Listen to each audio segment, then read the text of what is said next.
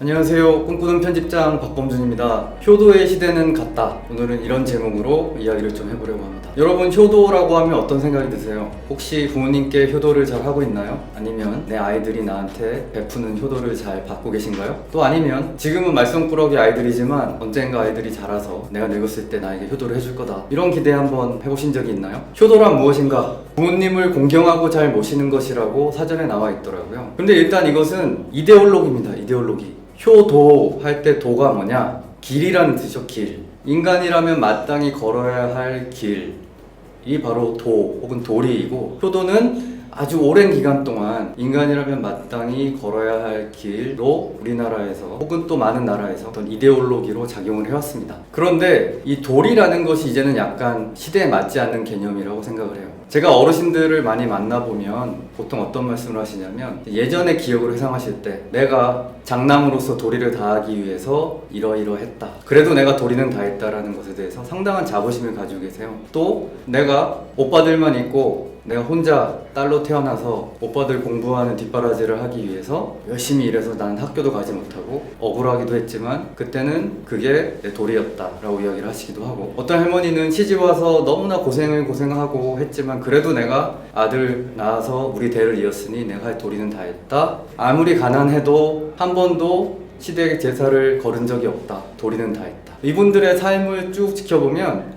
이분들에게는 도리라는 개념이 정말 중요했구나. 내가 처한 상황에서 나의 도리가 무엇인가, 그것을 묵묵히 잘하는 것이 인생의 중요한 목표였구나 라는 것을 알 수 있어요. 그런데 사실 시대가 바뀌면서 도리라는 것은 뭔가 조금 하기 싫은데 억지로 해야 되는 것? 좀 이런 느낌들을 갖기 시작했습니다. 도라는 말을 요즘에 주로 어디서 쓰나요? 제가 좀 생각하는 단어가 이런 거예요. 예를 들면 다도. 다도라고 하는 것은 차를 마시는 방법이죠. 요즘 사람들 같으면 어떻게 차를 좀 더 맛있게 마실 수 있는 방법이 있을까? 유튜브에서 검색을 해볼 수도 있고, 온도를 이 정도 낮추고 이왕이면 차를 마실 때는 조용히 차분하게 차를 마시면 좋구나 라는 것이 어떤 도리가 아니라 어떤 좋은 방법이 있을까인 거죠. 그런데 다 도라고 하면 그때부터는 뭔가 따라야 합니다.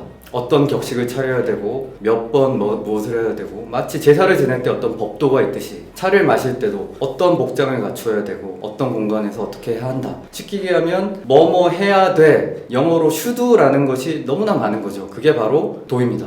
예전에 요즘 젊은 분들이 이런 이야기 들어봤을지 제가 궁금한데요. 삼종지도라는 말이 있어요.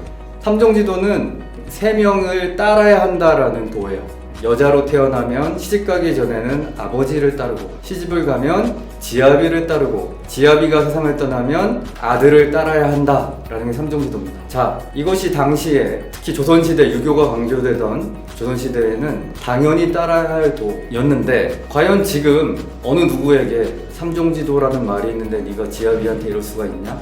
남편이 세상을 떠났으니까 이게 내가 7살짜리 아들을 따라야 돼, 이런 것이 과연 통하는 세상일까요? 기본적으로 우리가 도라고 부르는 것은 뭔가 하기 싫어도 마땅히 따라야 할 도리로 굳어져서 이제는 더 이상 따르는 것이 이상해진 많은 것들을 가리킵니다. 그래서 저는 내가 정말 부모님한테 잘하기 싫은데 따라야 하는 도리니까 억지로 효도를 하는 시대는 이제는 끝났다고 감히 말씀을 드리겠습니다. 그렇다면 효도의 시대가 갔다는 것은 이제 더 이상 부모님에게 무언가 잘할 필요가 없다는 뜻일까요?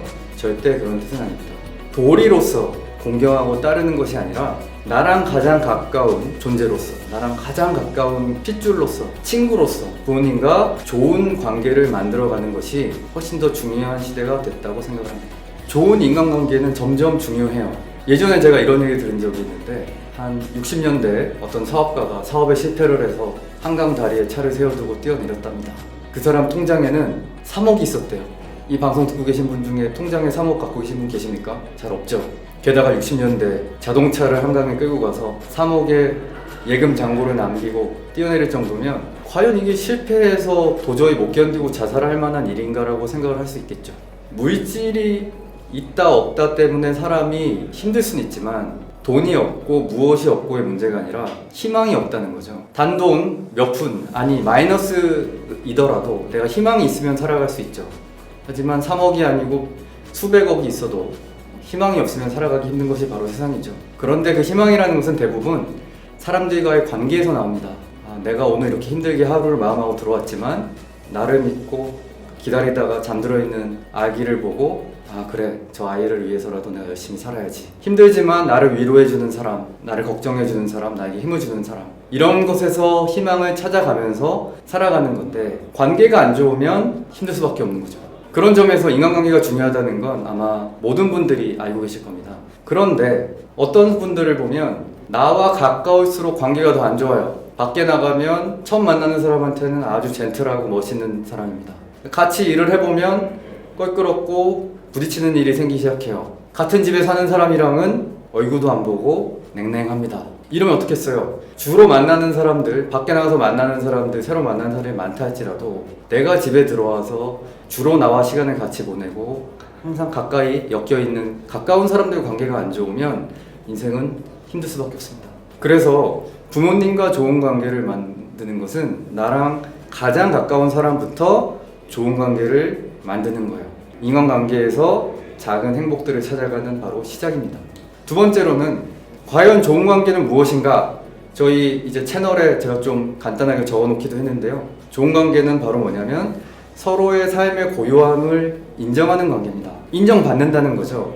내가 부모님의 삶을 인정하고 부모님이 내 삶을 인정해 주시는 좋은 관계를 한번 상상해 보세요. 가장 힘들 때, 내가 무언가 자신 없을 때, 그래 나를 믿어주고 나를 인정해 주는 좋은 사람이 있다, 곁에 있다라는 것이 가장 큰 힘이 됩니다. 근데 그게 나를 잘 모르고 어디서 저 사람이 어디서 좋은 얘기 하더라 하고 한번 들은 사람이 아니라 내가 어떻게 태어나서 어떻게 자라고 어떠한 실패를 겪고 어떻게 성장해 왔는지를 모두 다 아는 나와 가장 가까운 사람이 내 삶을 인정해 줄 때 가장 든든하고 큰 힘이 됩니다. 그런 점에서 부모님과 좋은 관계를 만든다는 것, 부모님과 서로의 삶의 고요함을 인정하는 관계를 만든다는 것은 살아가는데 가장 큰 힘이 되는, 부모님에게 고마워서 갚아야 되는 도리가 아니라 내 삶을 성장할 수 있게 만드는 힘이 있다고 저는 생각을 합니다. 자, 제가 효도의 시대는 같다라는 조금은 도발적인 제목으로 말씀을 좀 드렸는데요. 부모님께 효도하겠다는 마음, 뭔가 내가 싫지만 뭔가 갚아야 돼, 이런 생각하지 마시고 어떻게 부모님과 남은 인생 동안 좋은 관계를 한번 만들어 볼까 고민하시고요. 자녀에게도 효도해야 돼, 이런 말도 하지 마시고 마음도 갖지 마시고 다만 이 아이와 나와 가장 가까운, 서로 흉엄물 없이 지낼 수 있는 가장 가까운 피부치 내 아이와 어떻게 좋은 관계를 만들어 볼 것인가를 한번 고민해 보시면 정말 좋겠습니다. 오늘 이야기 여기서 마치겠습니다. 감사합니다.